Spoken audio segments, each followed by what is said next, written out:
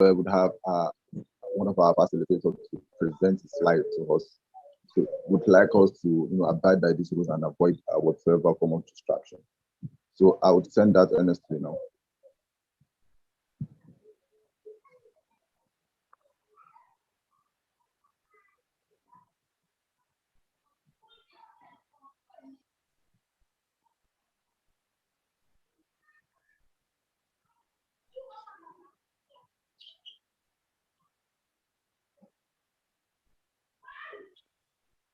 To just have a minute to go through the rules and regulations guiding this webinar.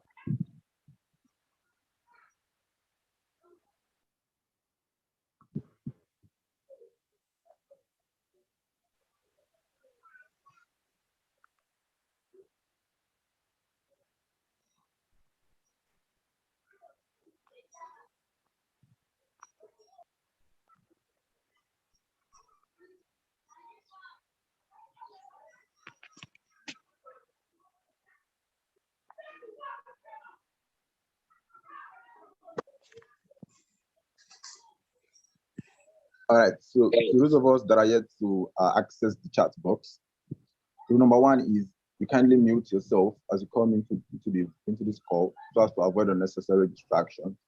Rule number two there is do not speak until you have been granted permission. Rule number three is if you have any question, you may use the raise up hand icon. Rule number four, check the chat box and WhatsApp group for updates. Rule number five, the WhatsApp group may also be referred to for subsequent updates. And then for rule number six, we have there that there would be a tea break from around 11:20 a.m. to 11:30 a.m. Nigerian time. Rule number seven is that in the event that you exit the meeting and wish to rejoin, kindly exercise a little patience for you to be re-added. Also, it should be noted that this is a free training. However, the presentation slides and certificates would be available at a token of 2,000 Naira for interested participants. The registration and payment details for the slide and certification will be posted. And then lastly, in the event of an unforeseen technical glitch, please refer back to the WhatsApp group for updates. I want to believe we all heard that clearly for those of us that could not access the chat box. All right, so it is important that we also know what this webinar is about, what we're actually aiming and looking forward to. So yeah, Perfect Choice is an education consulting company. This was established in the year 2016 with the aim of providing distinctive academic services to scholars, educational managers, teachers, researchers, lecturers, students, and even government parastatals in knowledge industry. Now, we have grown in leaps and bounds. However, we have our visions and mission at hand. First off, our mission is to become the most preferred educational consulting firm for improving the efficiency and productivity of the country's educational output. And our mission is to provide distinctive and high quality services to stakeholders in the education industry through high level of commitment and best global practices. Now, why you should patronize or why you should acknowledge us as what we stand for, which is Perfect Choice Education Consults Limited. We utilize our quality workforce to offer value-added services to our clients through professionalism and integrity. Our services include engaging seasoned professionals for the delivery of high-level training and research, content delivery, test administration and analysis, classwork management, statistical analysis, handwriting training, phonics workshop, etc. Our professionals offer action research, policy and program evaluation and consultancy on journal article publications and related services. Yes, that's just a summary of who we are and what we stand for. So I can see that we have Suleiman Hamed raising up his hand. I don't know if he has a question.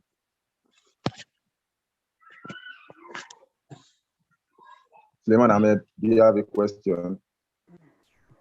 Can just yeah, sorry, it was in error. It was in error.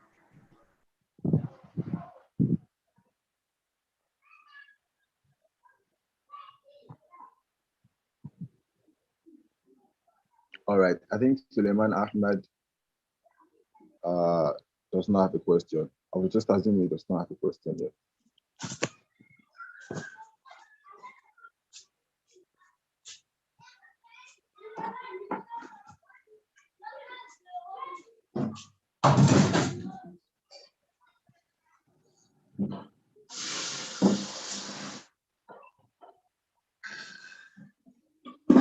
All right, so without further ado,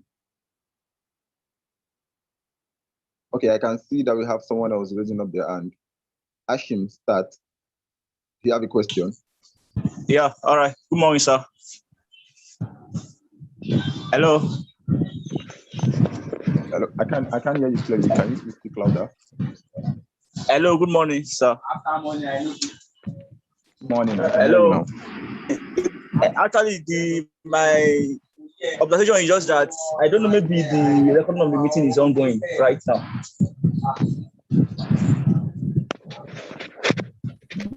You want to know if... Hello, I said I don't know if the recording of the meeting is going on now. Oh.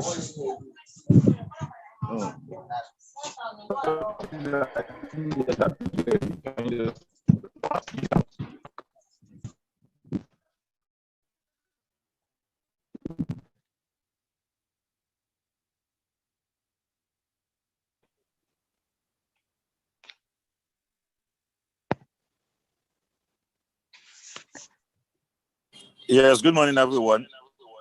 The recording of the meeting is going on, and it's also being streamed live on YouTube.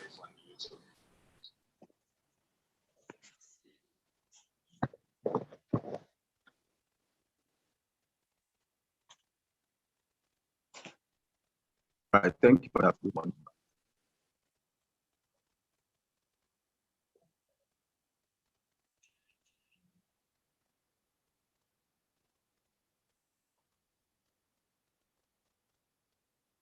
Okay, so we'll move on to the next thing on the agenda. This is a brief introduction of our facilitator. So before we get to know our facilitator, it's important that we read to us his data, his citation. So our facilitator for today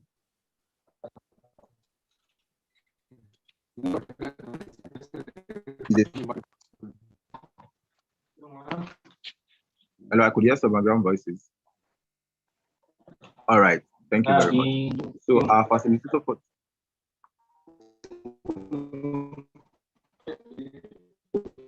please kindly unmute yourself.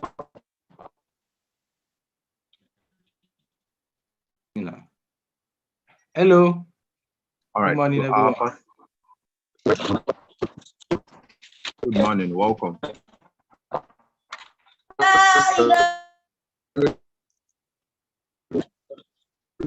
Good morning. Welcome.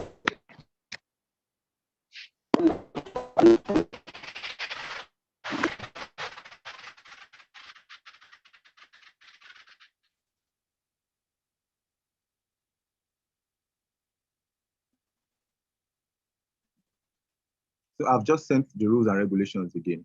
Let's kindly take note. So whenever we are joining the session, let's kindly go on mute so as to avoid any unnecessary distraction. That's rule number one. Thank worse off, and the whole country worse off. Okay, then you have all this risk.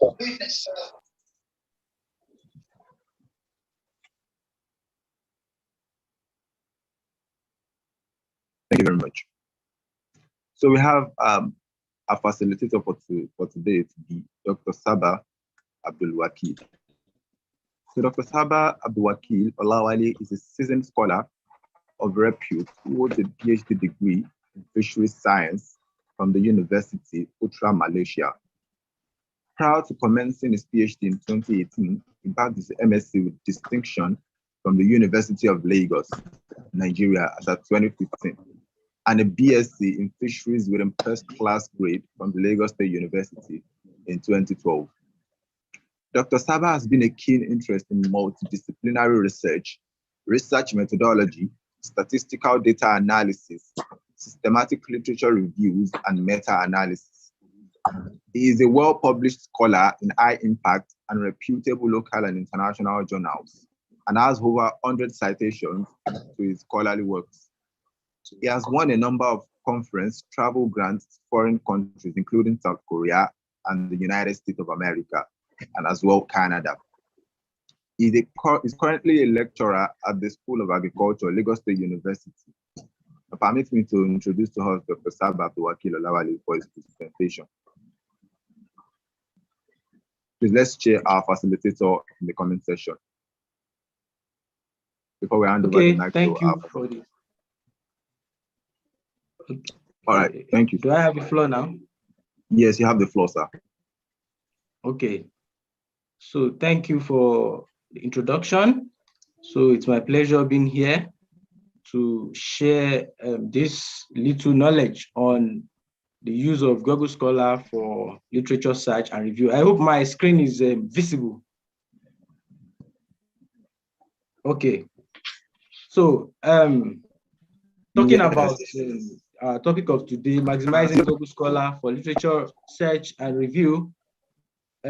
We all know what Google Scholar is. Google Scholar is a resource by the Google Group created to help researchers to access and utilize scientific research, published scientific research.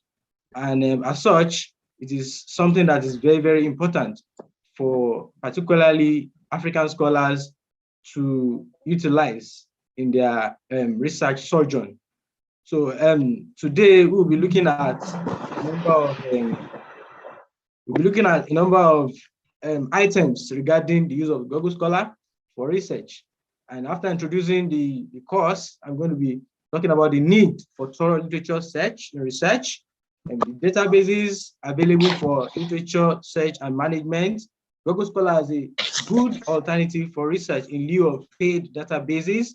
How to use Google Scholar for searching, how to use Google Scholar for searching and storing and managing articles, as well as the limitations and the possible ways out of those limitations.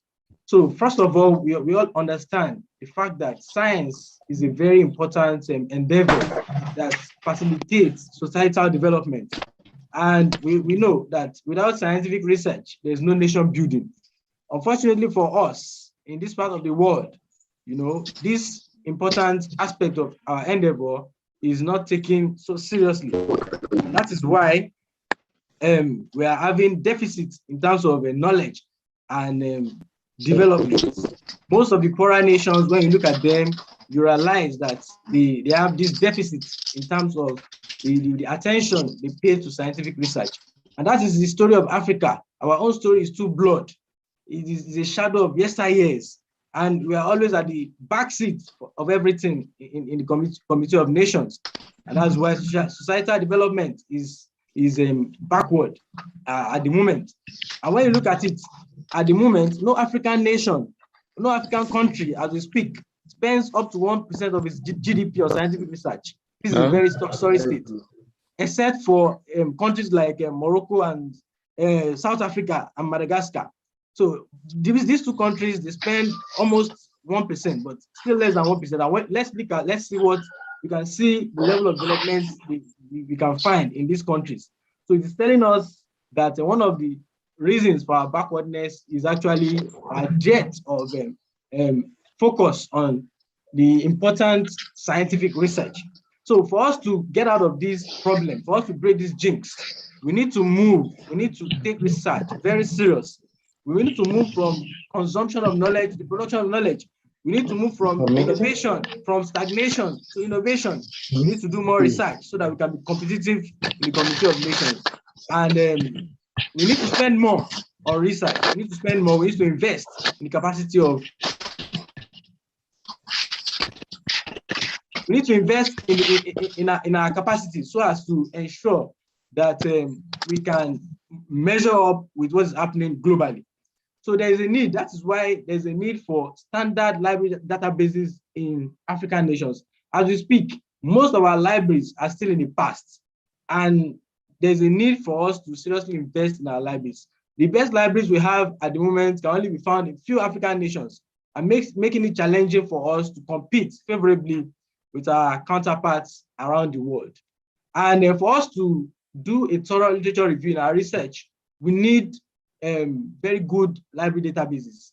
In most of the developed world, when a researcher, for example, has a topic or a topic to research, or his thesis, he liaises with librarians who would guide him in getting relevant sources for his research. But in this part of the world, the reverse is the case. We only have such support. And that is why we need, as individuals, to build our capacity in trying to fill this gap, this challenge that we are facing. We really need to build our individual capacities. So we talk about the types of literature or types of sources for our research. We have the primary literature, we have the secondary literature, we have the tertiary literature, as well as the gray literature. Talking about the primary literature, we all know it is the popular type of literature that we are exposed to. It is these are the published works in scientific journals as papers. And most of the time, when these papers are written, they are written in specific order. We all know the IMRAD format for scientific papers: the introduction, the materials and method, results, and discussion. So this is these types of literature. This type of literature actually have a specified format for its publication, and they are most popular among the various types of literature. And also we have the secondary literature.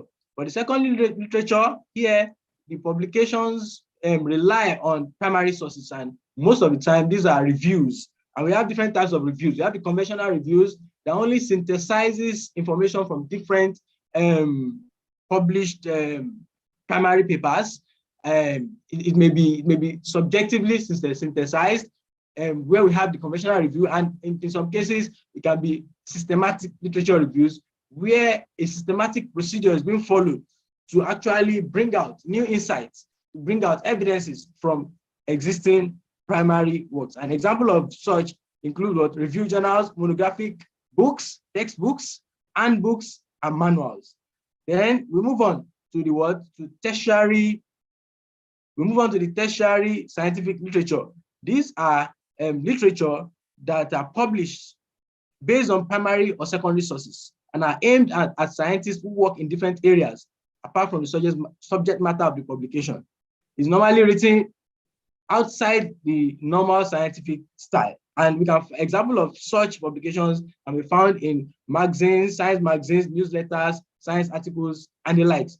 So then we have the gray literature. These ones are literature that are never published, where they have been archived at places where they may not be available for the general public to access them.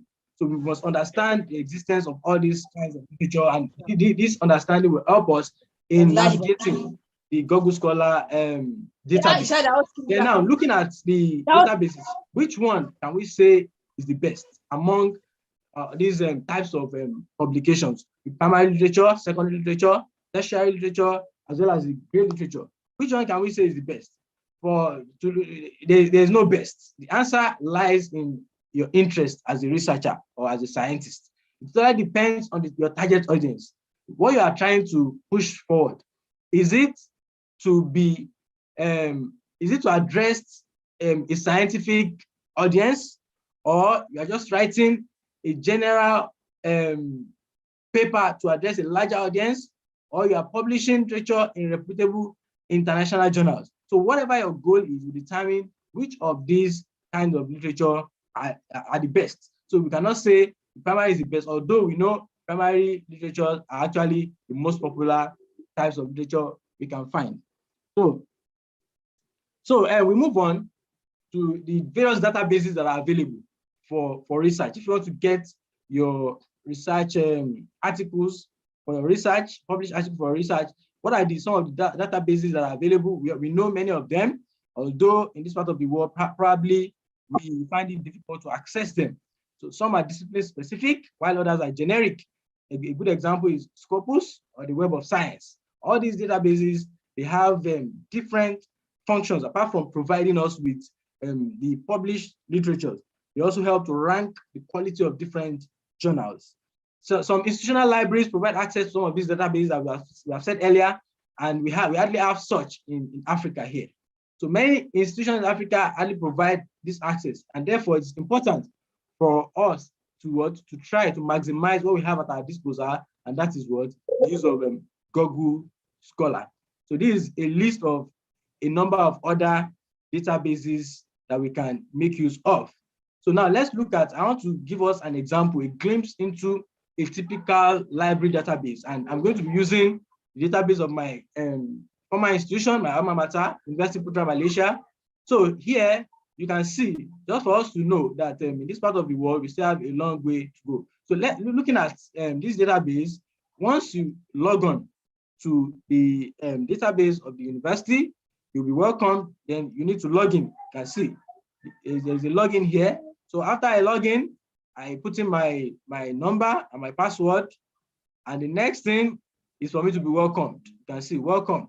So these are the resources that are available to me as a researcher who is affiliated to this institution.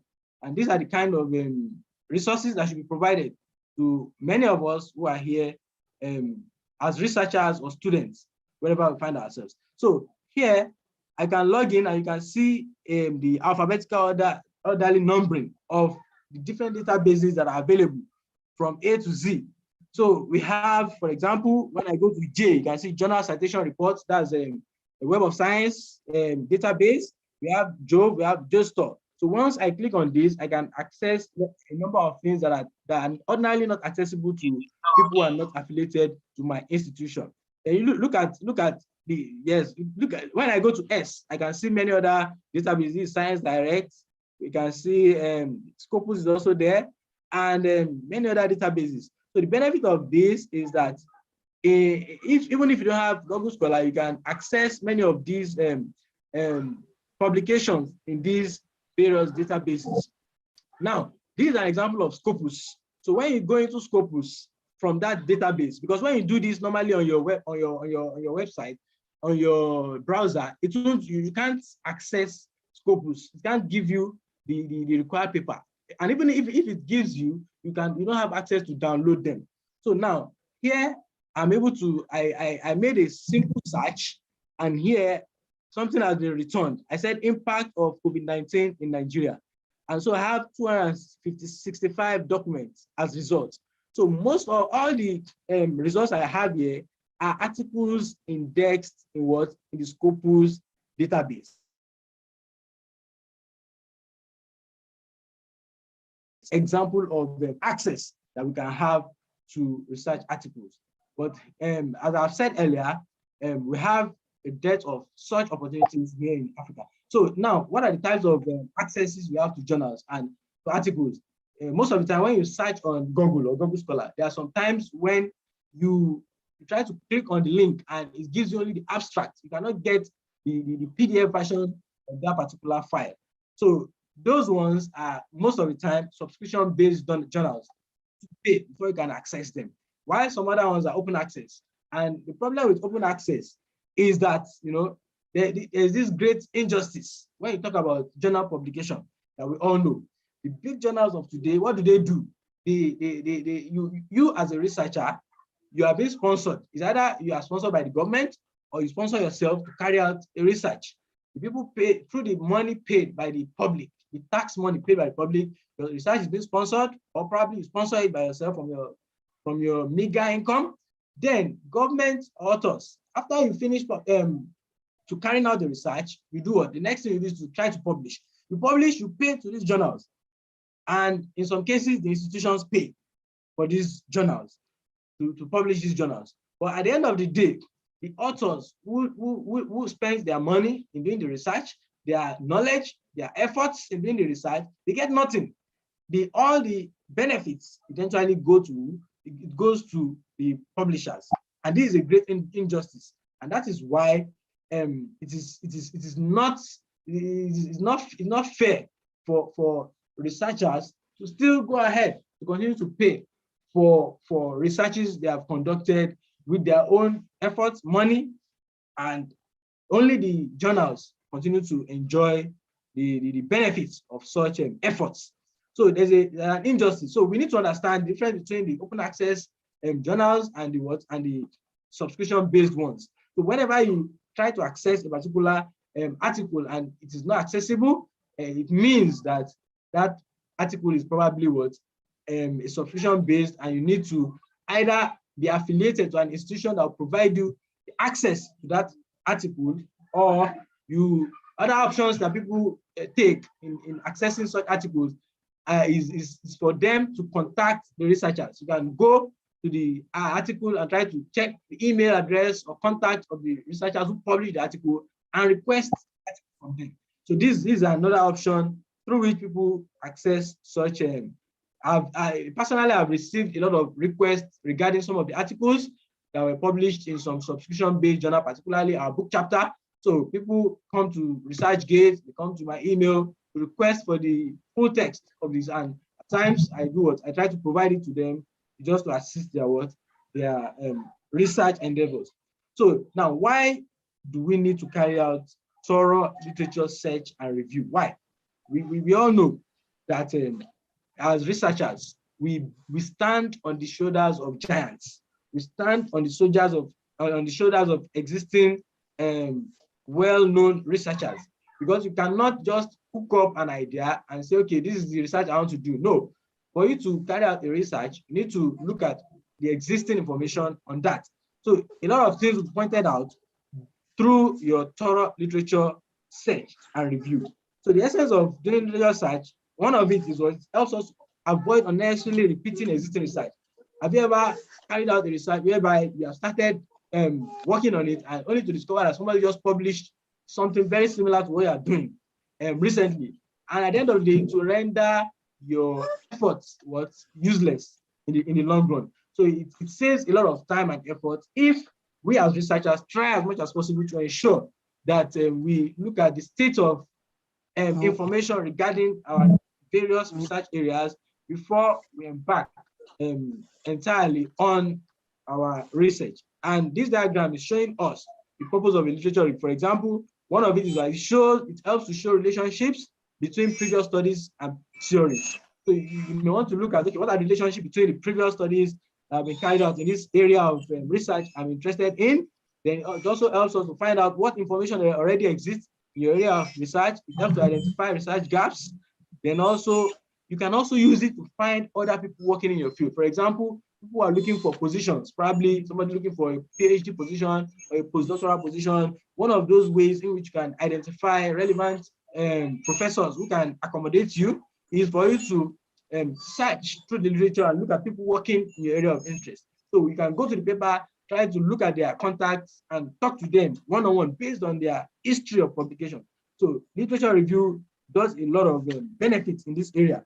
And also it helps to identify the main methodologies and research techniques that have been applied in your research area. This is also a very good information that can be gleaned from carrying out an extensive literature review. And also it helps you to identify main ideas, conclusions, and theories, and it helps to establish similarities and differences. And finally, it also helps to provide context for your own research. Now, we want to introduce Google Scholar. That's the main crux of today's discussion. We all know, I know Google Scholar is a tool that is known to many of us. We have been using it, but I believe that there's still more we can, probably some of us, there's more we can actually learn to facilitate our effectiveness using this Google Scholar to get more results, more effective results compared to what we have been used to. And now Google Scholar is a well-known tool, and it's a freely accessible web search engine. And one good thing about it is that it assembles articles from different databases, different characteristics of databases. Google Scholar will assemble them, and you can have access to them. So the ones that are available as PDF versions will be available, while some other ones, the Google Scholar will give you the links to the main website where you can get those information. So it was established by some people, some Google staff, Google scientists who believe that there was a need to improve the efficiency of researchers. And we were in 2014, it was released. And since then, it has undergone a lot of improvements, What Google Scholar used to be in 2004 it has gone far beyond what it used to be. And there are a lot of new things that have been introduced that can benefit us as researchers, students, and lecturers. So one of it is that what it gives you, it groups and it gives you access to different literature. You can also use the citation analysis and tools. You can also use Google Scholar to build your bibliography or your reference section of your paper or your thesis. Then there is a tool that's known as what Google Scholar Library. So Google Scholar Library allows you to add, once you search on Google Scholar, you can immediately add certain literature that you find interesting to your library.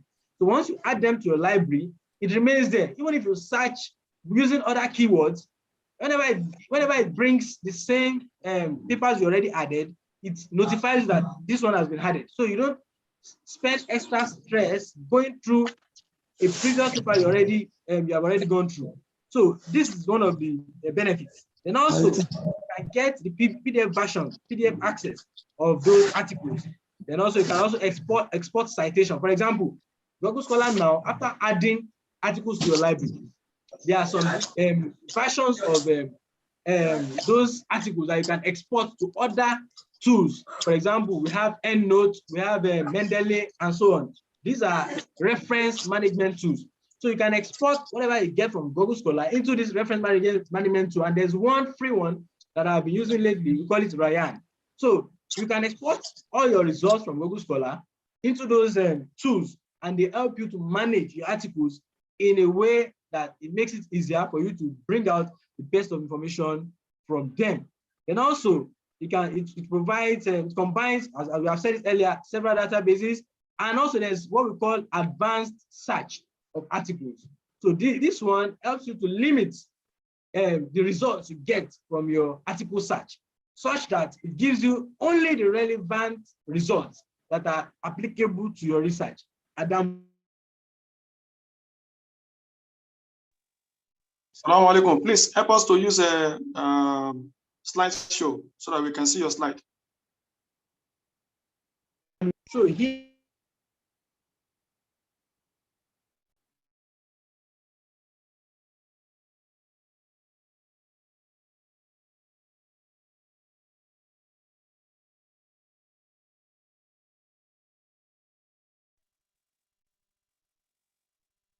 All right. Okay, sorry, there was a technical glitch. Sorry. So I'm back. So can I continue? Hello, can you hear me? Yes, we can. Okay.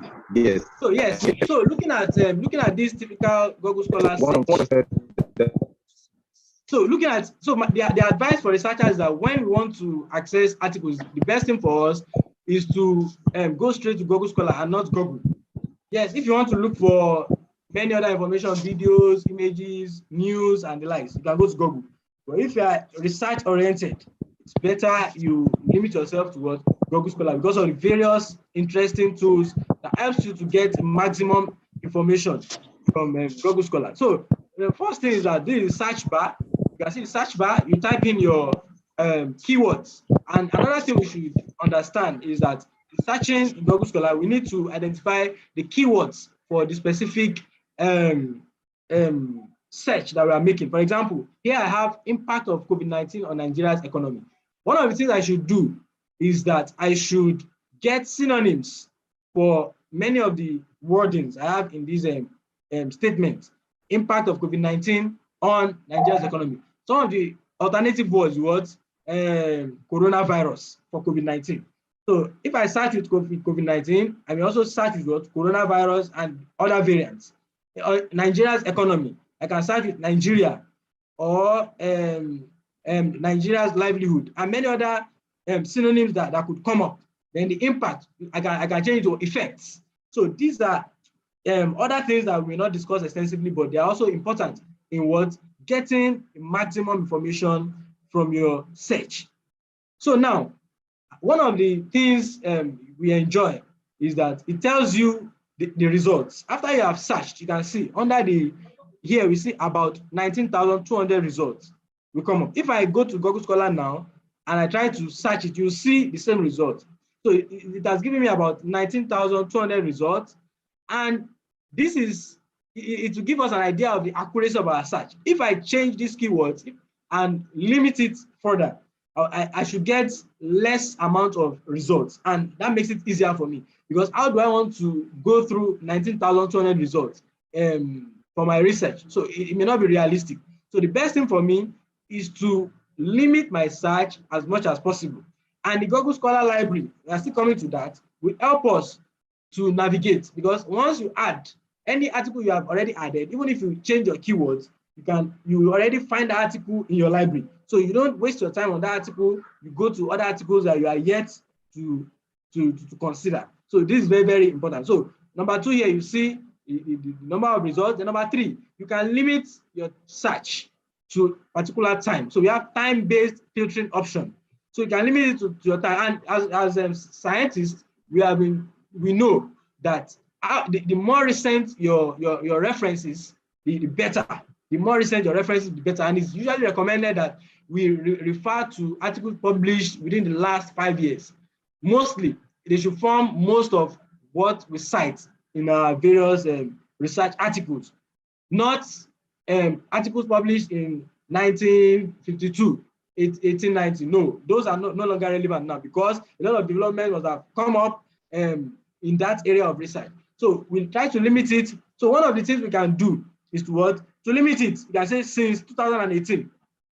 So you can click on since 2018, and it will give you only articles that are published, mainly articles that are published since 2018, and that limits your search. If I do that now, the results I will get will be less compared to what I have when I just search anytime.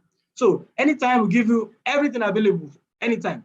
But if you want to limit the search, it's better you restrict it to a certain period. So you can go to custom range. So for the custom range, when you click on it, it will tell you from when to when. So you key in the start year to the end year. Maybe for example, I'm saying from 2017 up until 2020. So it will return articles published within this period. And also you can also sort. You can sort the articles by relevance. And I think that is better. It's better to sort by relevance than to sort by date. This is very, very important. Then also, if you are considering research articles, or you want to consider both research and review articles, then you can click on any type. But if your target is to consider only the review articles, just click on review articles to give you all the available review articles and not bother you about the research articles. These are some of the benefits.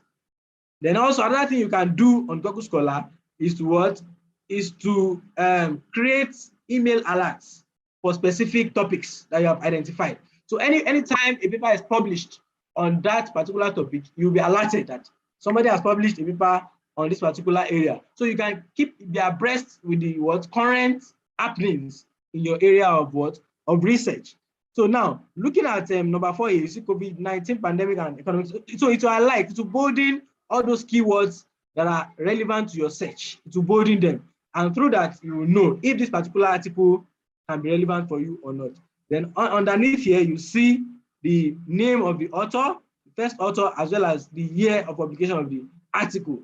Then also you can see the one I labeled 7 here. You see saved, cited by, related articles, all 17 versions. These are very, very important areas that we need to understand. So looking at the save is what enables you to save a particular article to your library. It enables you to save a particular article to your library. So once you are interested in this article, the next thing you need to do is to click on save. And once you click on save, it will take it to your library. I think I need to demonstrate this one on the browser so that we can have a clear picture of what happens whenever you attempt to save a paper in Google Scholar. So now I'm here on Google.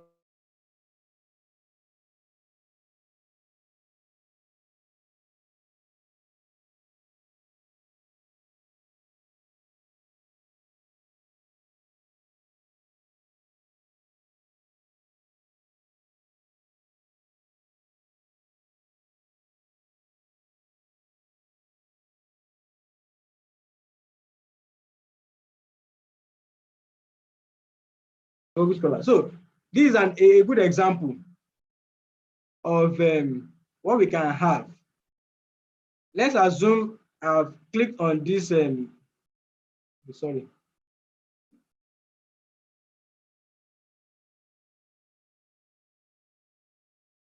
So let's assume I'm searching for these keywords. I want to demonstrate how we can. So for example, we have what we call electronic nicotine delivery system, ENDS. So now when I search for ENDS,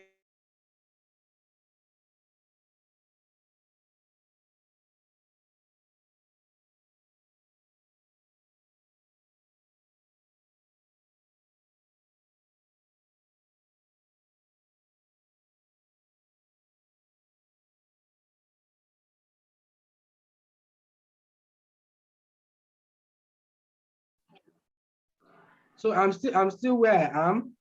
So as I was saying, I can save specific articles to Sir, we my. cannot see your screen. Hello, sir. Okay, you cannot see my We cannot screen. share your Please, browser. is it visible now? Yes, we can see the slide. Kindly Is it share your visible now? browser while you do this type of browser. Can we see so it that now? Hello. we can see your screen now. Okay. Kindly share your browser when you are working on the browser so that we can have Okay. it. Yes, I'll do that. I'll do that. Thank you. So as I was saying, I can save specific articles. No. Okay, so let me move on. So I'll come back to the issue of Google Scholar Library. So let me take every other aspect and I'll come back to the library. So now, apart from that, another thing we can do here is that you can see this number 8 here. We have the PDF version of this particular article, COVID-19 pandemic and economic crisis. So there's a PDF version. When I click on this, it will take me to the PDF version. When you look at number 9 here, when you click on it, it will not provide the PDF version. It will only take you to the website of Science Direct. When I get to the website of Science Direct, it shows that the PDF of this particular article is not available. So how do I get it? Now becomes a question. So now what we can do, another thing we can do, when we look at the bottom here, save, cite, cited by, and related articles. So for these related articles, at times we have a lot of, then after that we have all versions. So at times we have many versions of a particular paper. For example, this one with Science Direct, we have about 12 versions of this particular article. So when you click on these 12 versions, it will bring all the different versions of that article. So at times, what happens is that the particular version that is displayed on Google Scholar may not be the one that has the PDF link. Whereas when you click on many other versions, you'll still find the one that has a PDF link. So if, for example, you never knew that there were other versions, you would assume that this particular article is not available. But when you click on those other versions, it will bring many other options, and you may see other options that will give you the access to the PDF version, but not in all cases. It doesn't happen in all cases, but it also helps to at least go through, as in surmount the challenge of not getting the PDF at this particular interface. So the first thing, what you do to surmount that is go to the different versions of that particular article, and you may be lucky to get the PDF version of that article elsewhere, compared to where the one that is actually displayed on the Google Scholar the first time you search. Then apart from that, another thing we see on, I'm going to do a live example on the browser, but I want to go through all these things, then I can now come back to that. So here you see the cited by option. The cited by option is also another option that can help to get more relevant literatures, because most of the time the literatures that cite a particular paper are related to that paper. So once you go to cited by, it gives you more options, and it also helps you to reduce the amount of stress you go through trying to access those articles. So this cited by option is also an important option that we should always make use of. Then the next thing I'm going to talk about here is what? Using Google Scholar for your bibliography or your references. Most of us, some of us are used to, Mendeley, EndNote, and all these tools that help us to manage our references. But on the other hand, some of these tools also have their limitations. So my own recommendation is always to use these tools alongside Google Scholar, because, for example, Mendeley. What Mendeley does, at times Mendeley gives some issues, because when you don't apply some changes to the Mendeley after you might have completed your bibliography, it may give you some problems for those who are familiar with Mendeley. So, but some of those ways you can surmount this is to use them alongside, please, who is writing on the screen, alongside Google Scholar. So my advice is to use, for our references, use Google Scholar alongside those other reference management tools. So when you click on the cited by here, when you click on cite, there is an option here for cite. So when you click on that cite icon, it will bring all the different citation formats, reference formats for that particular article. So here we have MLA, APA, Chicago, Harvard, Vancouver. So depending on your own requirement, you can pick anyone you like out of these citation formats. But one thing is that they are not always perfect.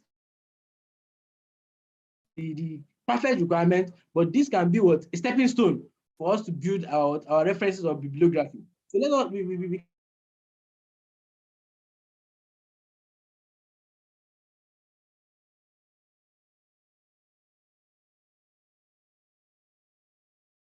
the other time I was talking about different versions of that article. When you click on different versions, the citations attached to different versions are also different at times. In some cases, they are complete, while in some cases, they may be incomplete. So that is also another way to carry out our citations using Google Scholar.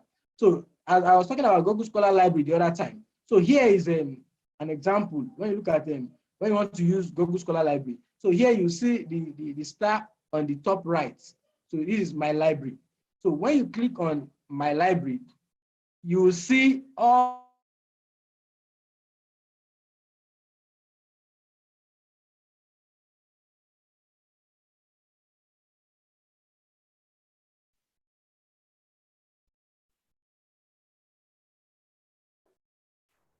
So as I was saying, I said when you click on my library, it will display all your articles you already saved here.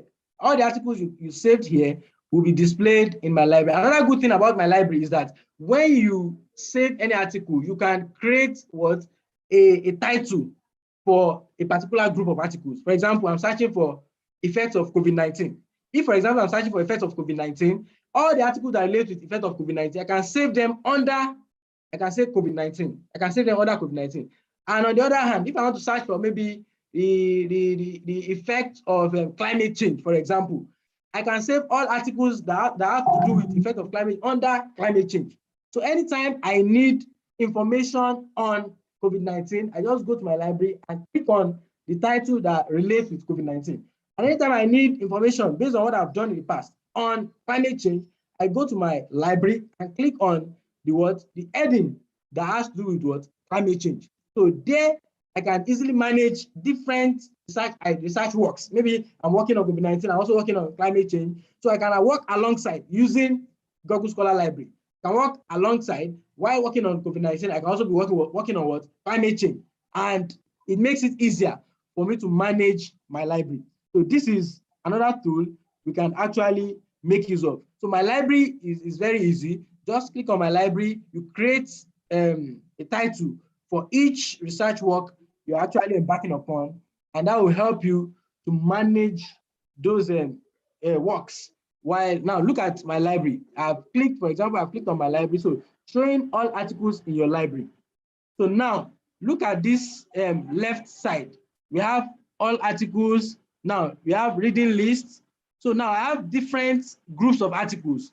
The first one here, I have factors influencing parental exposure of blah, blah, blah. That was the first one. The second one, I have invasion risk and screening and assessment. Then I have another one, is Google Scholar sufficient? So all these are different headings for different research works that I'm actually considering. So if I click on each of them, it will give me what? All the articles related to each of these subheadings. And I can read, I can go through them, I can work on them. Then look at this export all. I can export all the articles in a particular, under a particular title. I can export them. So I can export them in RIS, CIV, or different formats. I can export them in different formats to my reference management software. Different reference management, I can export them and continue my work on them, especially for those who are interested in systematic literature reviews. For somebody carrying out systematic literature review, you can also use Google Scholar alongside other tools, other databases that we have mentioned. So many people use 3, 4, 5 databases, and most of the time they also use Google Scholar. So in this case, when you're using Google Scholar, after you must have added all those articles to your library, you can export all your results to your reference management software. And an online tool that I've identified recently, that I mentioned recently, was what? Ryan. It is Ryan. Ryan is a very interesting free online tool that you can use to manage your articles after exporting them from your different databases. So you can export. Once you click on export all, it will give you different formats, and you pick which of the formats you are interested in exporting. So this is another very good tool that we can use in Google Scholar. So now, while searching in Google Scholar, there's what we also call the advanced search tool. The advanced search tool. So you can search in a way that you get more specific results, as I mentioned earlier. So, but before that, we need to understand the Boolean operators, the and the or. And the other time, I mentioned something about keywords. When you use and, it means you want to include, for example, if I say Saba and Tunde, so I want a result.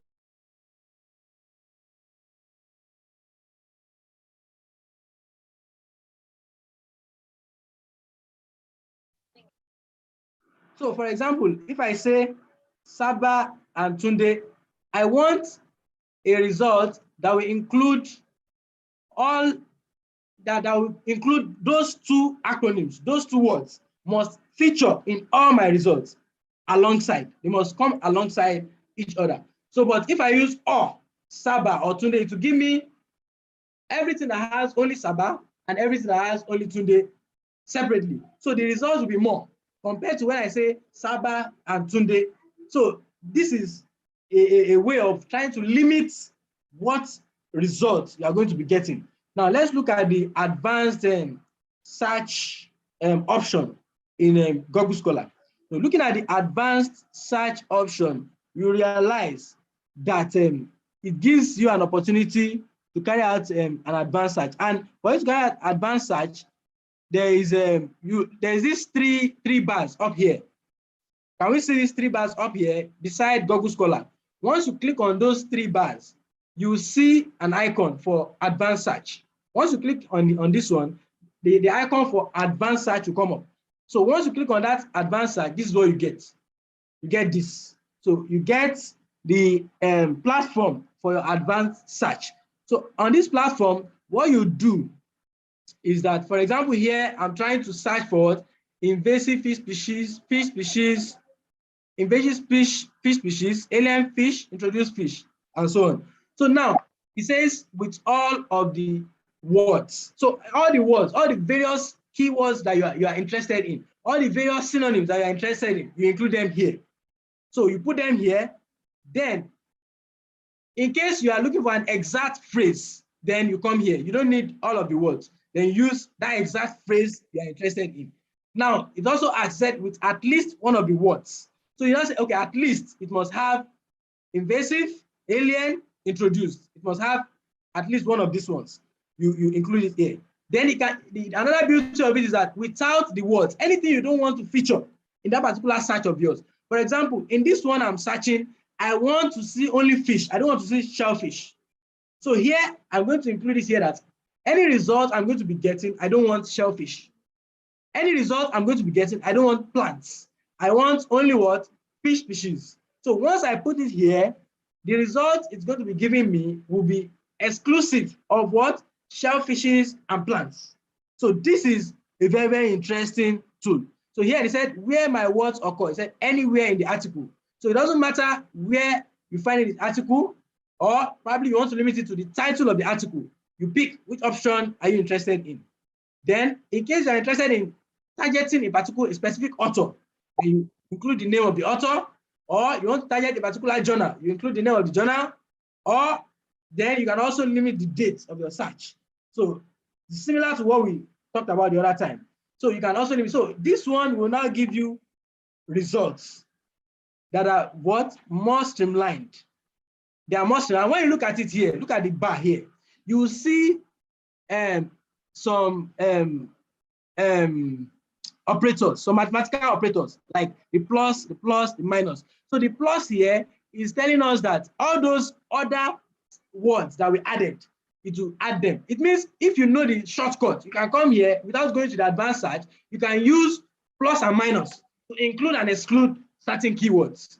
So here, you say invasive fish species plus alien fish plus introduced fish. You can say plus all the necessary keywords that you are interested in, then minus all the keywords that you don't want it to return for you. So if you do it this way, it will give you what? More streamlined results. And that is the beauty of what? The advanced search.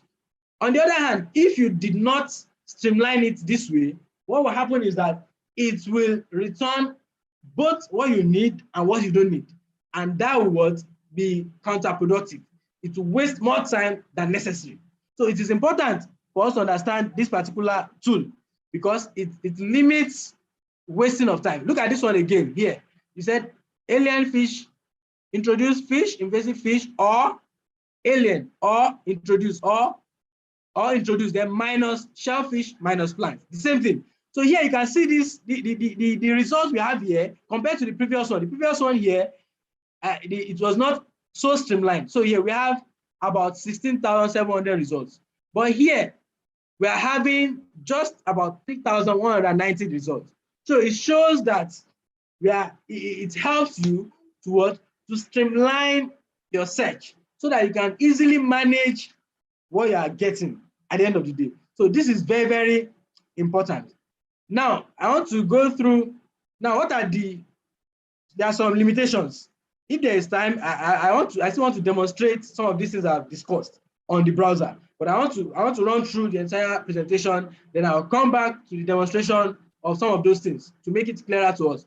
So, but despite all the good things we have said about Google Scholar, it is not without its own limitations. But there are some ways in which we can sum out some of those limitations. For example, one of the limitations we have is that it includes articles from predatory journals. Many of us know what predatory journals are. Predatory journals are journals that predate on us. They get money for peer review, which eventually they never carry out. And some of them, they will tell you submit paper in our journal. When you submit the paper, they will tell you get fast publication within 7 days. And you'll be amazed. When you send them a paper, they will publish it exactly the way you sent it, without any addition, without any suggestion, without any critique. So Google Scholar does not have a tool for identifying these kinds of literature.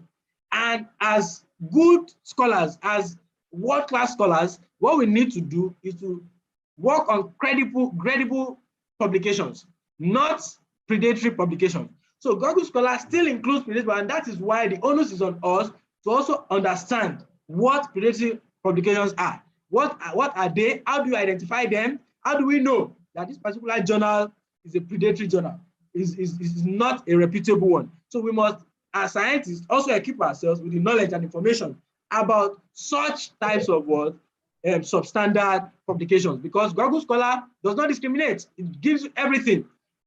Anything you request for, it gives you. And that is one of the benefits of those databases like Scopus, Science Direct, and the likes. So once you see a publication from all these reputable databases, then you can rest assured.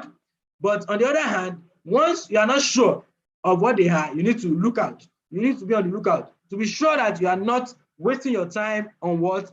On journals that will actually mar your research sojourn. So now, another thing, another problem with Google Scholar is what? If you are interested in carrying out a systematic literature review, you cannot use Google Scholar alone for your systematic literature review. It is a must that you combine it with other well-known databases for your systematic literature review. Then also, in some cases, you may not be able to find some subscription-based articles, as we have mentioned the other time. But how can we surmount it? One of the ways we can surmount it is to use links like Sci-Hub, although there have been a lot of issues regarding the ethical issues regarding the use of Sci-Hub.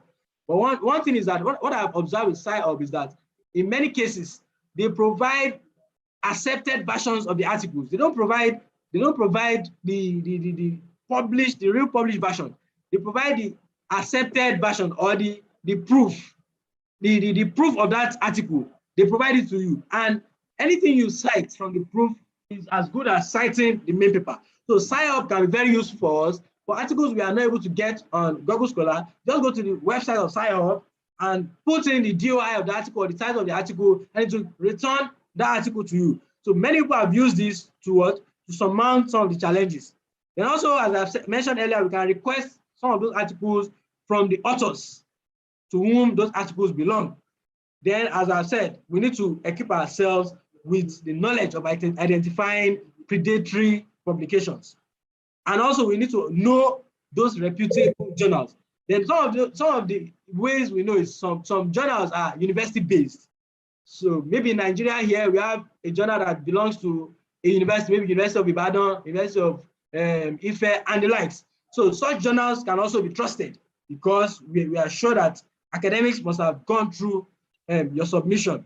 So we can also subscribe to them. So this is an example of the Sci-Hub platform where you can put your DOI. So once you copy and paste your DOI here, it returns the accepted version or the complete version of the article. For example, this is a good example of an article that was not accessible on Google Scholar, but is accessible here. So we can actually make use of this one. So here it gave us the accepted version. It said article in press. And there's no crime if you make use of an article in press. You can make use of it, you can cite it for your own research. So these are ways. Then identifying predatory journals. For us to identify predatory journals, some of us know how to identify them, but one of the things we should know about them is that they said they invite authors via aggressive emails. I can't count the number of emails I've received from journals like this. But as a young or new researcher, whenever you receive such emails, you are happy that people are requesting for my own publication, not knowing that these people are only out to do what? To dupe you or to make money out of you. And they'll tell you to pay $100, $50, and all this and the likes, only for them to publish the paper without going through any editorial work or peer review. And it's always very quick. In 7 days, 2 weeks, it's published. In fact, when you go through the reputable journals, you may submit the paper and in 1 year, you may not get it published. And because of the rigor. But these people, what they do is to give you false hope. And as a young researcher or somebody who is new to research, you're happy that some people are ready to accept my paper in 7 days, not knowing that they're only trying to mar your academic career. So they don't have any editorial boards. They have fake members. So one of the things we can do is to check the editorial board. You can see somebody is investing in US. Check it. Does that professor really exist? Is he a real professor? So you check it before you submit your paper to them. Another thing is that they mimic. They can copy the platform of a reputable journal. So an unsuspecting researcher would think he's actually relating with the correct personality, not knowing that these people are actually mimicking the original people. So they make false claims. And unfortunately, most of them are in India, and we have some of them in Nigeria too. So we have to be very, very very careful when it comes to predatory journals, especially when we are using the Google Scholar for our literature search. So whenever we find them, we should what? We should ignore them. So how do we, so you can see, I was invited recently to a webinar where the topic was what? Combating predatory journals and conference. We have predatory journals, we also have predatory conferences. There was a time I could remember a friend of mine, he was telling, he was invited for a conference in Canada and the like. So those people, when you look at them, they just want to make money out of you. You register for the conference and you have to find yourself there. And when you get there, only to get there, you now discover that, this is not a real conference. So as scientists, researchers, students, we have to what? Be careful about the journals we make use of in our research, the journals we publish our papers, and the conferences we attend. Because those conferences can make or mar our career. So it is a big issue in the recent time where we need to deal with what? The predatory journals in our scientific sojourn. Then also another thing you can use to check is this tool by Scopus. We call it SkyMago Journal Ranking. SkyMago Journal Ranking. So anytime you get the name of a journal, you can just quickly go to SkyMago, type in the name of the journal. It will bring, if it brings the name of the journal, then you can still, to some extent, trust that journal. Not 100%, to some extent. Once you click on that journal, it will now tell you, it will give you information about when last they are still listed on SkyMago database. So if they are currently no longer listed, then it means it doesn't mean they are not reputable, but at the moment, they are not listed. But it's still better than going for a paper that has no bearing, that you cannot even trace to anywhere. So look at this journal, International Journal of Aquatic Biology. So it has H index of 3, according to SkyMago. So if, as a scientist, I want to publish a paper, I can publish in this particular journal because it is reputable, it is not a predatory journal. And the good thing about SkyMago is that it also gives you information about the quality.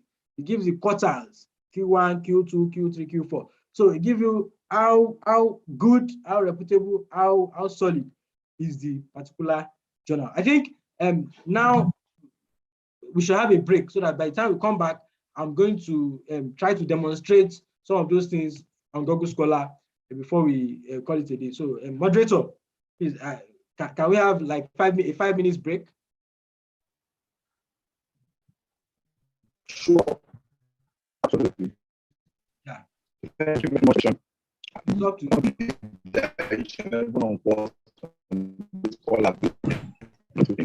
Thank you very much. Questions, you can take those questions and then, keep them,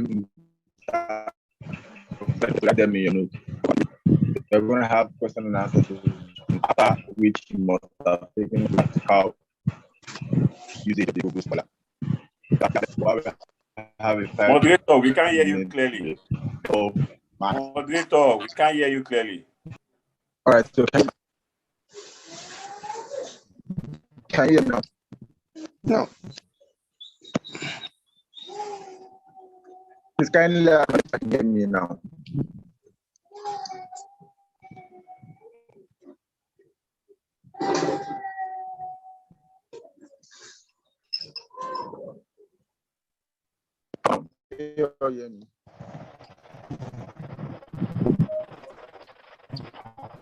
All right, so like I said, I said that I have questions down from the break. Maximum 12 o'clock from the break. So when we come back, we might take question and answer. Let's on our books. So why don't we practice the Google Scholar? And afterwards, we are going to take the question in the round of the session. Thank you very much.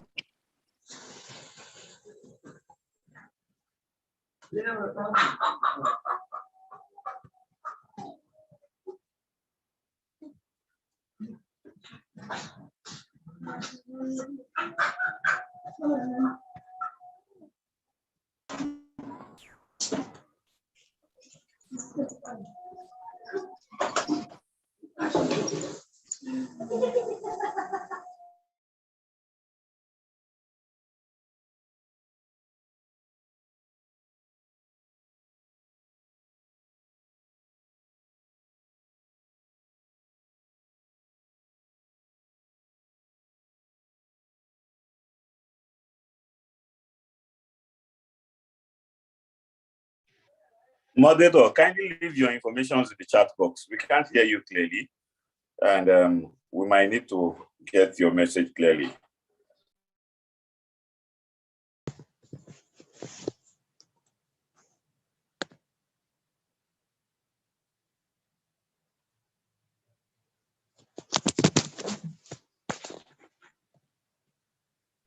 So also, moderator, there's a question from the YouTube stream asking if they can use Google Scholar to get PPT presentation slides, that's PowerPoint slides, instead of PDF.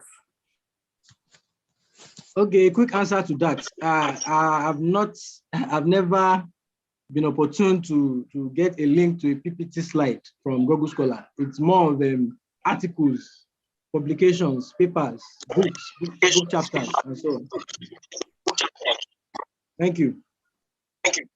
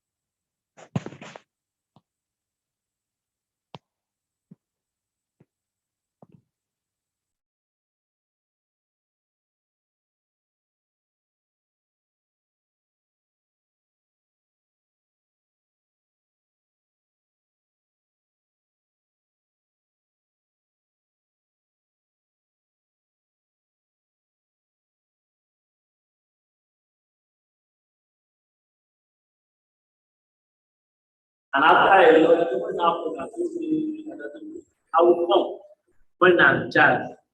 And that's when I'm child.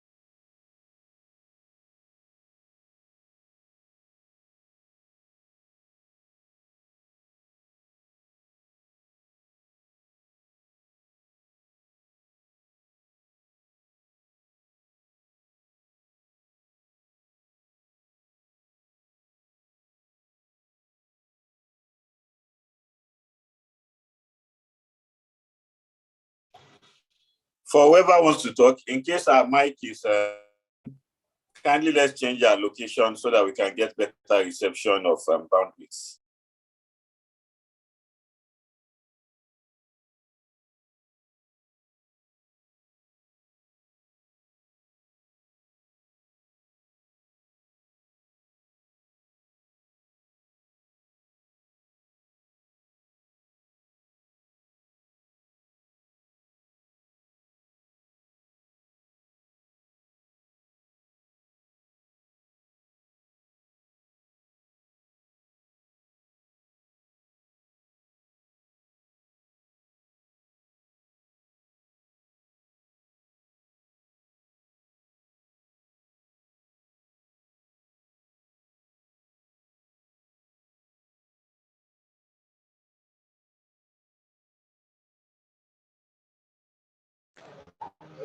Perfect choice. I wouldn't know if you have any information for us.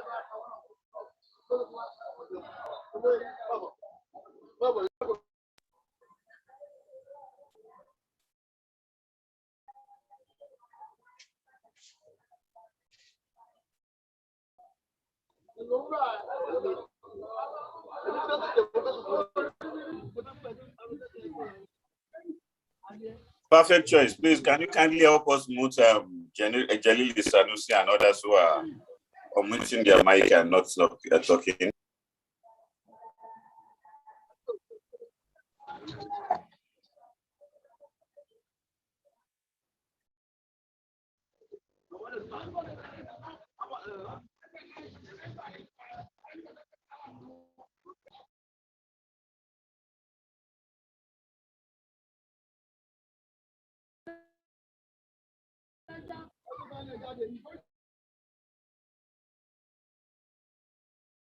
All right, so we are all welcome back. I guess we all enjoyed our tea break.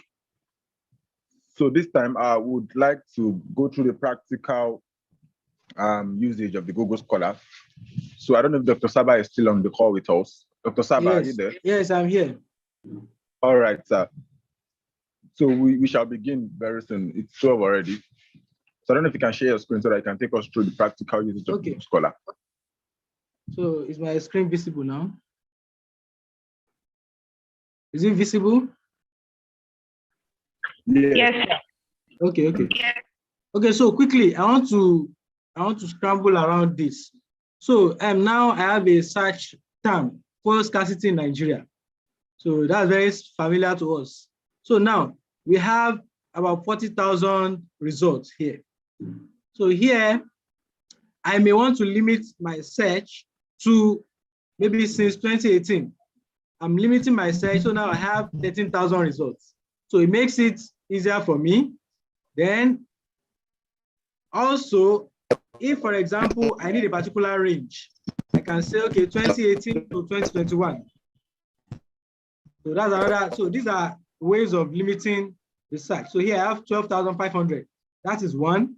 Then also I can here looking at different versions. So I have different versions of PDF here.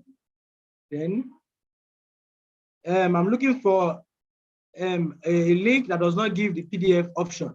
So we can see how to get here, like this one, this second one here, have HTML, Science Direct. So if I click on it, I won't get the article in PDF. So now here we have all 9 versions. So when you click on all 9 versions, to bring different versions, and you can see the second one is a PDF version. So if I click on this second one, I can have access to the PDF. But if I restrict myself to the first option, if I just click here, I don't get anything. So now for me to get something, I need to go to what? All 9 versions to check if I can get a PDF. Only after doing that, I can now conclude whether the PDF is available or not. Then also another thing I didn't mention the other time is related articles.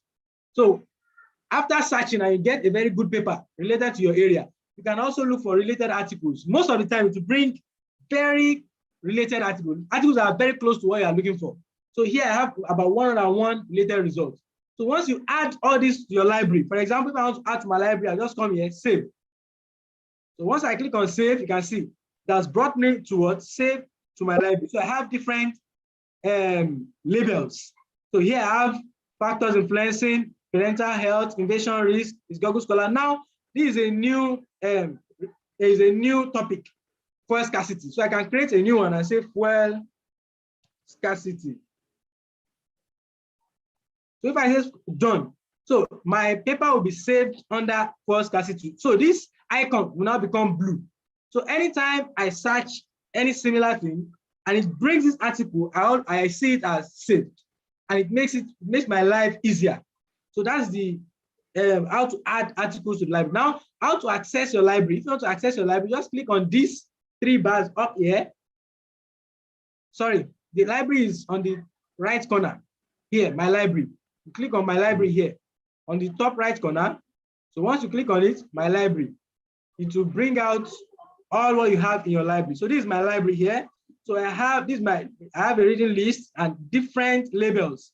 So the one I just added just now is what? Fuel scarcity. And this, if I click on it, I have only one article I just added to it. And that is how to use that the library. Then also, let's quickly go to the advanced search. So when you click on these 3 bars, you have here the second to the last option is the advanced search. So when you click on the advanced search, now I have, let's say, fuel scarcity Nigeria, fuel scarcity in Nigeria. So these are all of the words. So any other words I need, fuel scarcity in Nigeria. Okay, let's leave it like that with the exact phrase. We don't want an exact phrase. We want more information. So with at least one of the keywords. So we can add more keywords. We can say, well, we can say petrol. We can say gas. We can say what else can we say? We can say diesel, because diesel can also be scarce. Diesel. We can say many other keywords that can come up here. We can also use shortage for scarcity, shortage, and so on and so forth. So then the keywords we don't want. If, for example, maybe we want to focus on petrol, that's we don't want to use we don't want diesel. So here we can say without the words diesel, or we also don't want gas. So I remove gas from here and I put gas here. We don't want gas. So here we can, okay, anywhere in the article or whatever. So from here we can click on search. So once you click on search, we have not restricted the dates. No, here now I said there's no result. So we can still go back.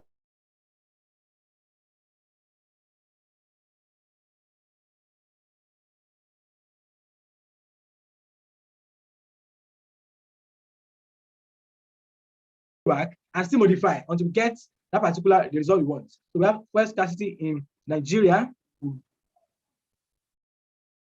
So here we have fuel scarcity in Nigeria. So we don't want diesel, we don't want gas. Okay, let's remove it because of the limited to be. So now here, because of how we have streamlined our search, we have only one article, and it's a recent article that was published. The regulation of the downstream petroleum sector, because this topic is not a very popular topic. Probably that is why it's giving us this limited information. Let's look for another one. Let's say breast cancer. Breast cancer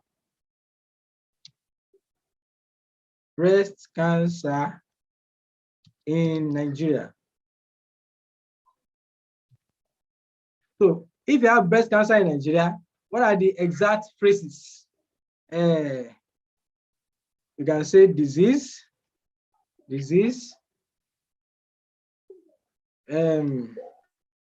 tumor, and so on. Then here, no, sorry, with at least one of the keywords. So these are some of the keywords: disease, tumor, and so on. Then whatever we don't want, maybe we don't want to hear which other cancers we do have. Blood cancer, we don't want blood. We don't want prostate. We don't want prostate and the likes. So we click on search. Okay, it's not giving a result. Keep playing with it until you're able to get a well streamlined result. Okay, let me remove Nigeria. Let's just say breast cancer. And here we go.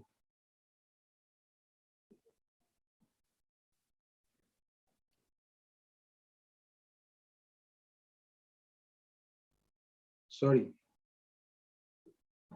Okay, so this one too, also no result. But looking at the other example I gave in my presentation the other time, you realize that this tool is very, very useful, and I want to use that exact example again now. As I have invasive fish species, So for example, we have invasive fish. So I now have other keywords like introduced fish. We have alien fish. We have exotic, and so on. So anywhere in the article, then without the words shellfish or plants. So let's see. So here it is giving me 2 articles. Okay, I think the reason is that I already restricted my search to a particular period. That is why it is giving. So let's say 2000 to 2022. So we search. It's still bringing two results. Okay, now let's write invasive alien species.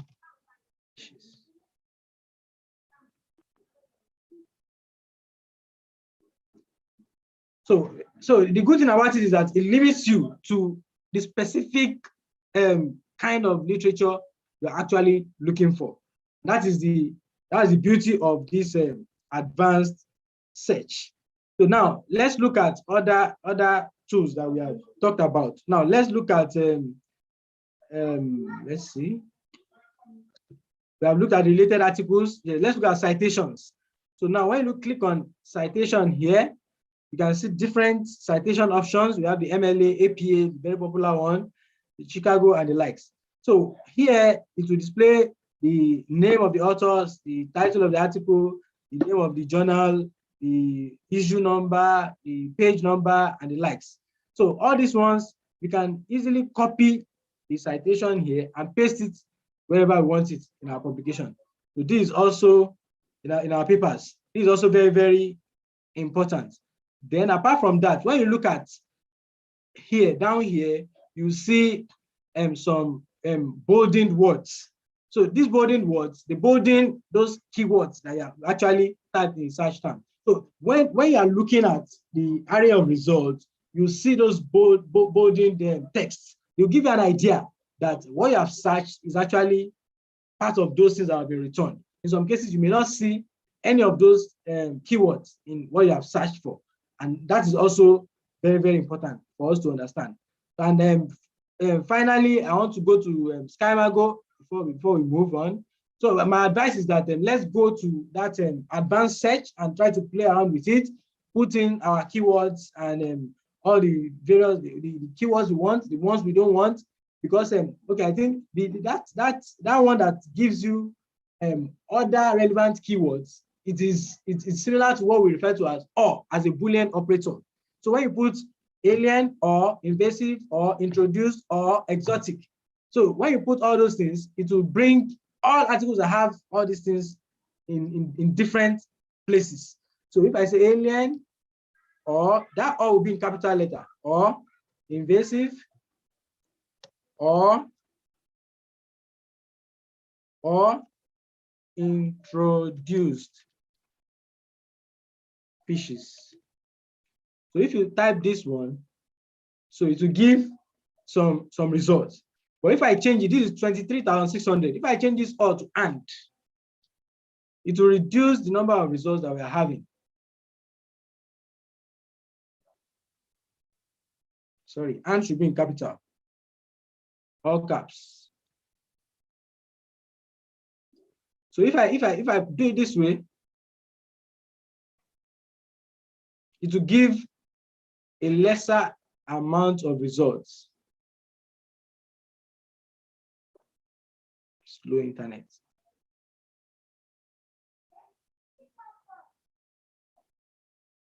Hello, can you hear me? And so here we have 16,300 as opposed to 23,000 that we had when we used all. So this is also demonstrating one of those things I mentioned earlier regarding all those Boolean operators and the advanced search option. So going back to the advanced search option, you realize that it is something that is very, very useful. So it will streamline you to specific literature that you need. The other thing is that whenever you are adding the or, it's important for you to add a comma before it.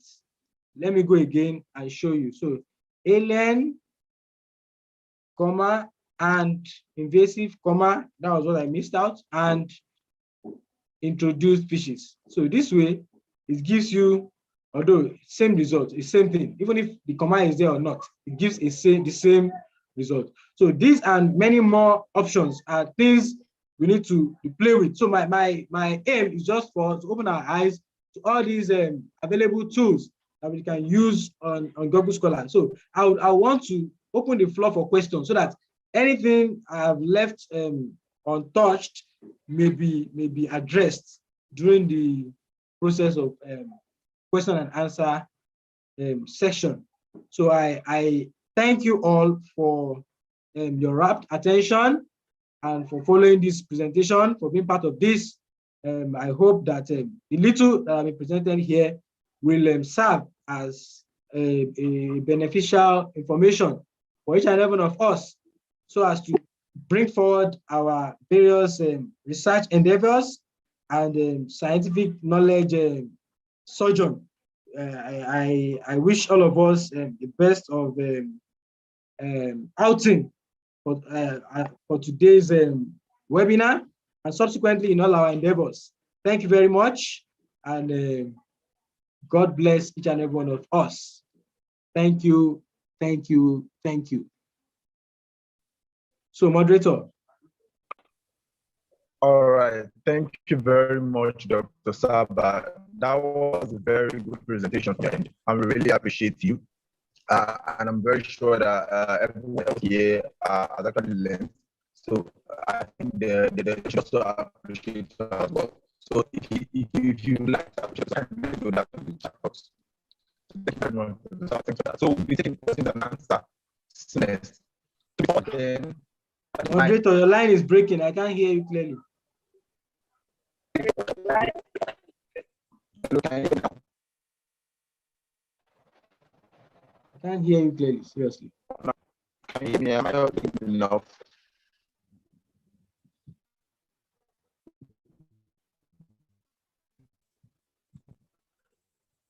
Can you hear me now? I can hear you, but not very clearly. Continue. You can go ahead, please. Like I said, I was going to pass the mic to Mashuda because I was going to take us through the certifications, the record, and all of those things. So I don't know if Mashuda realized that before. I didn't get that. Sorry.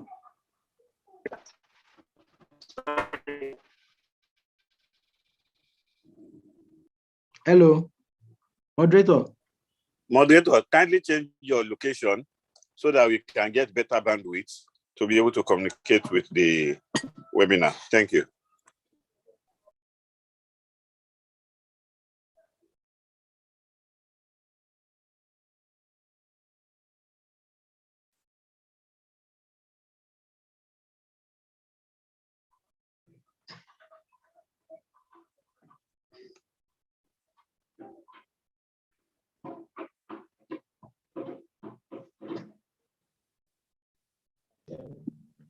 All right, so am I clear now?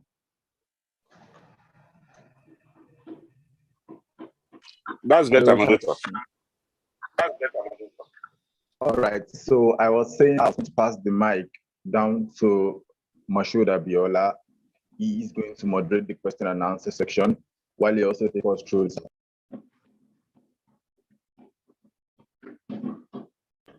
So I don't know if Moshe Abiola is on the call.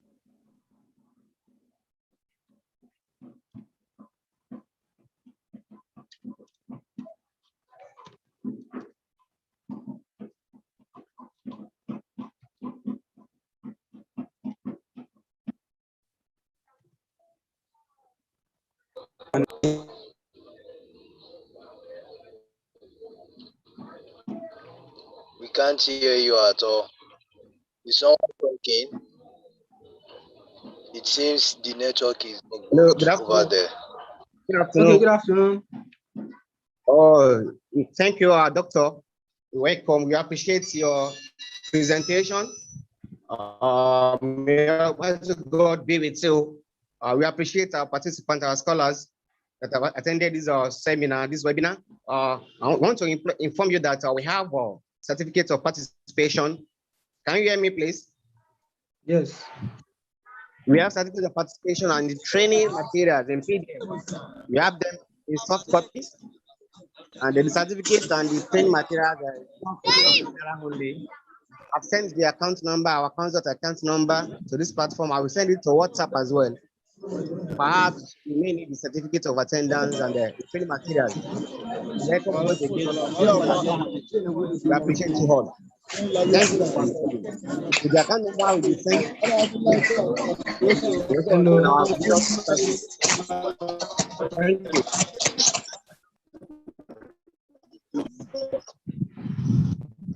Hello. Hello.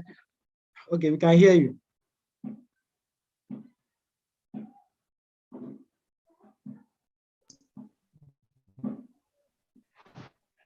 Hello. Go ahead, we can hear you.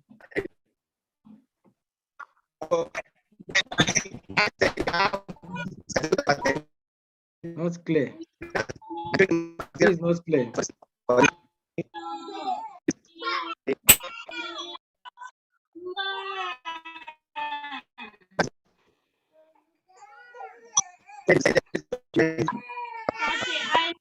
So you and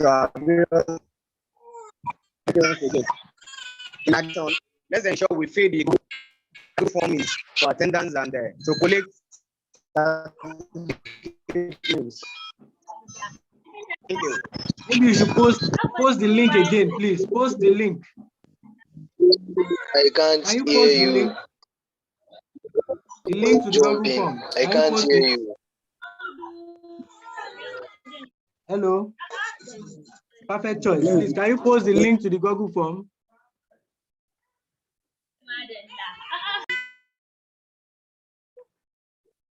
Hello. Hello, we can't hear you well. Can't hear you well. I said, can you post the link to the Google Forms? Perfect choice, please. Wait, come again. I said, can you post the link to the Google to the chat? Okay. The Google Form link. Can you post it to the chat box? So I have some questions here. I think I've seen some questions. Somebody was asking about DOI. Yeah, somebody, this is Naomi Uma. She was asking about how can you create email alerts on Google Scholar. So I showed you the other time that when you look at the Google Scholar platform, at the bottom left side, you see a letter sign. So there it is written email alert. So once you click on it, based on what you are searching for currently, you can create an email alert. And each time a new paper is being published in that area, you get an alert on your email.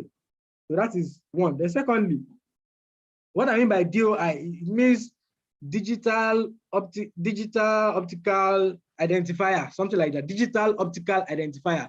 So these days, most published works have this particular number.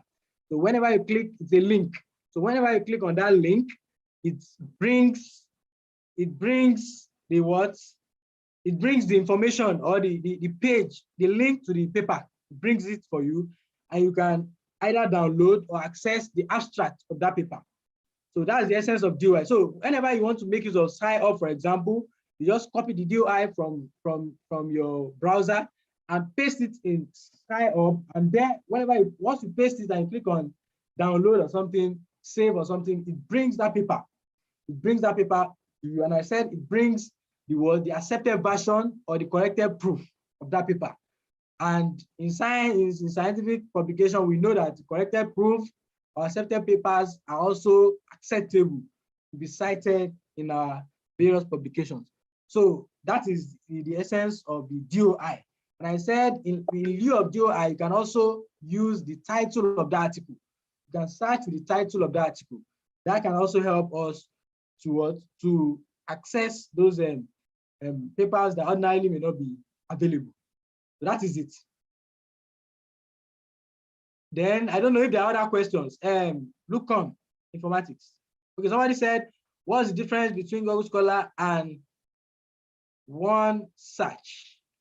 Okay, OneSearch. Actually, on my own end, I'm not so much familiar with OneSearch, but I'm very familiar with Google Scholar. So Google Scholar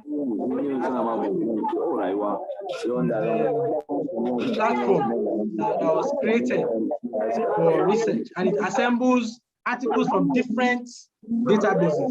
And that's the beauty of Google Scholar from those databases, because those databases, they only give you articles found in their databases. But Google Scholar looks for all the databases, looks for papers from all databases around. And that is why we said the disadvantage of Google Scholar is that it doesn't discriminate. It gives you both good and bad quality publications. And that is why you as a researcher must be able to identify what a good publication is, so you can distinguish and sieve in your search process. You sieve it out and go only for those ones that are beneficial, that are of high quality. So that is it. So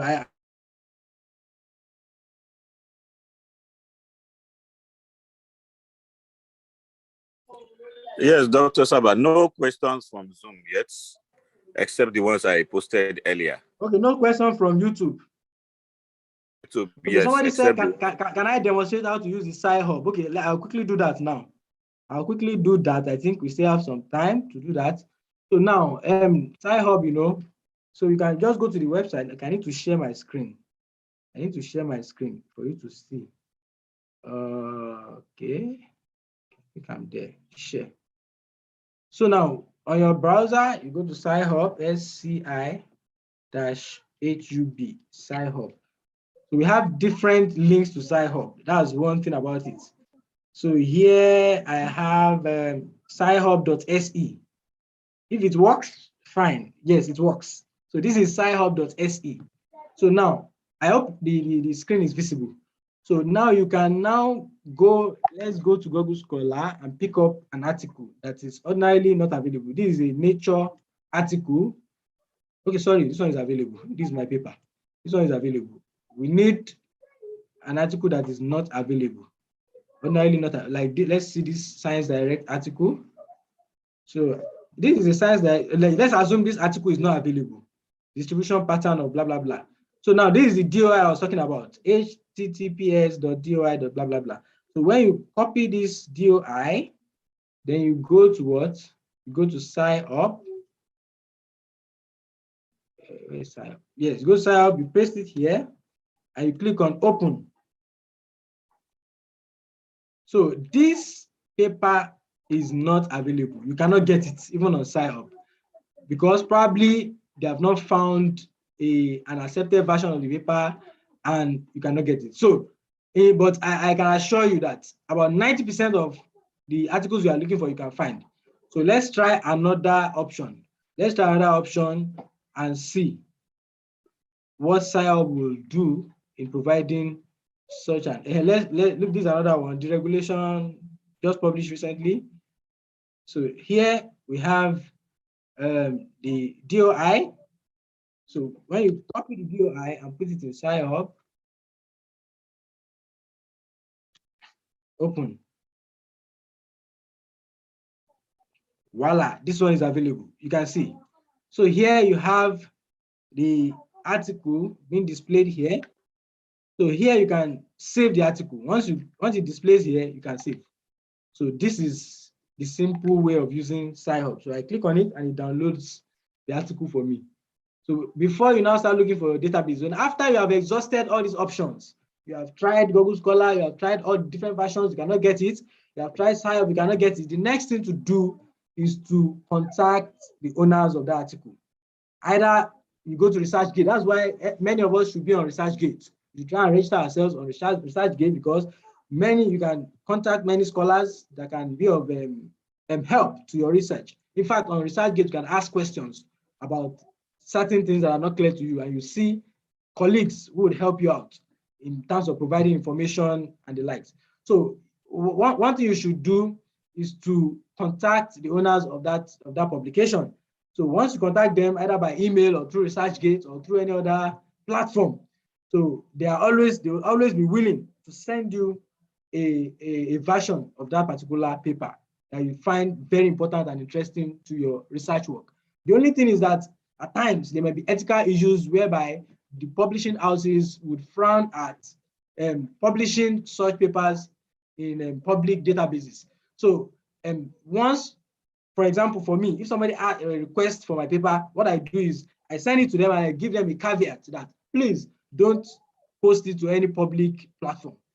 It's for your own consumption. So that way we can ensure ethical use of such articles. I think that answers that question. I don't know if there are other, let me check if there are other questions.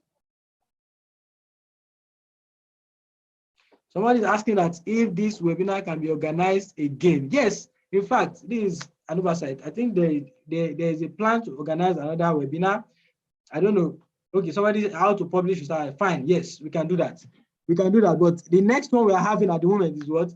Statistical data analysis using SPSS. That's the next one we are planning, and very soon.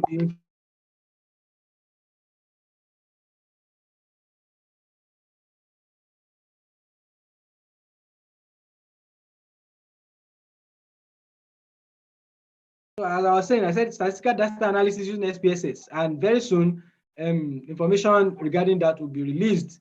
I think they are proposing the next month, that's 2nd of April, for that training. But that training will be a very intensive one, and it's going to be I think paid one, because it's going to require more time, more resources, more effort. So, but that particular request is also one of the considerations that I think Perfect Choice is looking at, and very soon the information regarding all these will be unleashed. So thank you very much. I think we're almost running out of time. So somebody asked about shedding more light on Ryan. So Ryan is a tool I've been using for systematic reviews. So maybe one of these days to organize a training on Ryan, specifically on Ryan, using Ryan. So that can also enhance our research productivity, especially when it comes to the use of the accessibility. Doctor. Yes.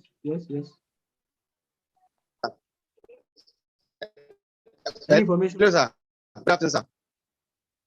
Any information? Doctor, sir. Yes. I've sent next training info to the group chat. Okay. I've sent the next training. Check that box. It's okay. Fine. So I think that's all from my end. So thank you very much.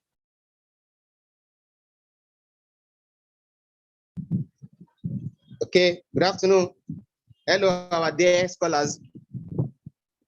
We want to appreciate you for attending this webinar. We really appreciate your presence. Hello, are you? So moderator, please. Hello, are you with me? Good afternoon. We can hear you, Mr. Abiola. Okay, I want to appreciate participants for attending this webinar. We really appreciate you. You're welcome. So our next training come up on April 2nd on data analysis, SPSS, and others. How to analyze data. By God's grace, we shall have it April 2nd. For this training, we have it has been recorded. We send the recording to our WhatsApp groups. Then we have certificates and the training materials. The tool is just 2,000 naira. Though it's optional, but it's good if you can have it. It's a certificate of participation and training material in PDF. So we have them already. So you can check the WhatsApp groups or the account number of results that has been sent there. Once you make payments, you send a payment to my WhatsApp, and we prepare your certificate and send to your email. Thank you once again. Do you have any questions? Okay.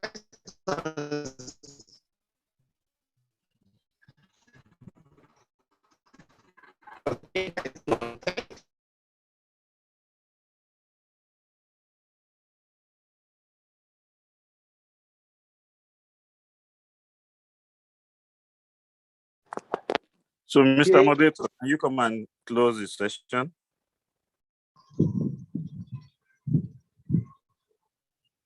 Hello, Please Mr. close the session. Okay, we can say, look, any person. Thanks for attending once again. We appreciate you all.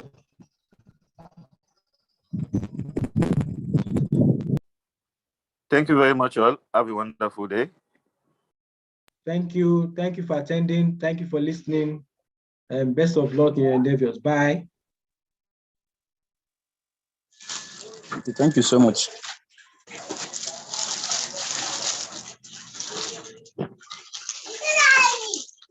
Ai, da ba ruwan da kai.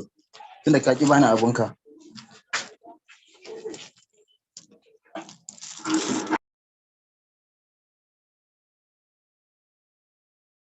Anchor, please, can you end the meeting?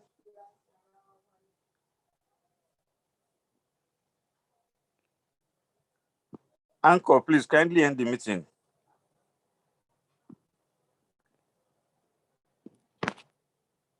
Look, Informatics, please end the meeting.